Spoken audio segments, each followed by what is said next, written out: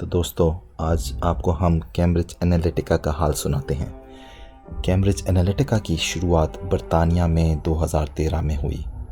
اس company کا مرکزی مقصد لوگوں کی ذاتی معلومات کو حاصل کر کے اس کو دوسری کمپنیز کو بیچنا تھا تاکہ وہ لوگوں کو بہتر سہولیات زندگی بیچ سکیں۔ مگر جب بھی ایسی کوئی وقت سے آگے بڑھی ہوئی ٹیکنالوجی انسان کے ہاتھ میں آ جائے تو وہ اس کا غلط استعمال کرنا شروع کر دیتا ہے۔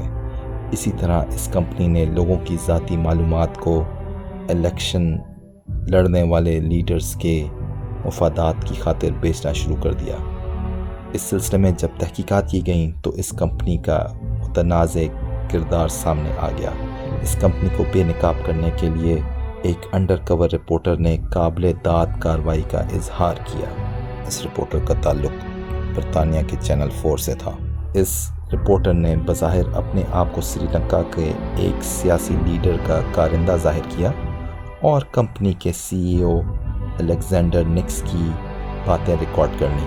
الیگزینڈر نکس نے اس ریکارڈنگ میں بتایا کہ وہ یوکرین کی لڑکیوں کا غلط استعمال اور رشوت کا استعمال کر کے اس کے ملک کے الیکشنز کا نتیجہ بدل دے گا۔ اس کمپنی پر لوگوں کا ذاتی ڈیٹا لے کر ان کو بلیک میل بھی کرنے کا الزام بھی لگایا گیا۔ اس کمپنی کی کامیابی کا راز اس کے ایک امریکی ہیج فنڈ مینیجر سے تعلقات بھی بتائے جاتے ہیں، جس کی وجہ سے اس کو امریکی صدر ڈونلڈ ٹرمپ کی کمپنی نے بھی استعمال کیا۔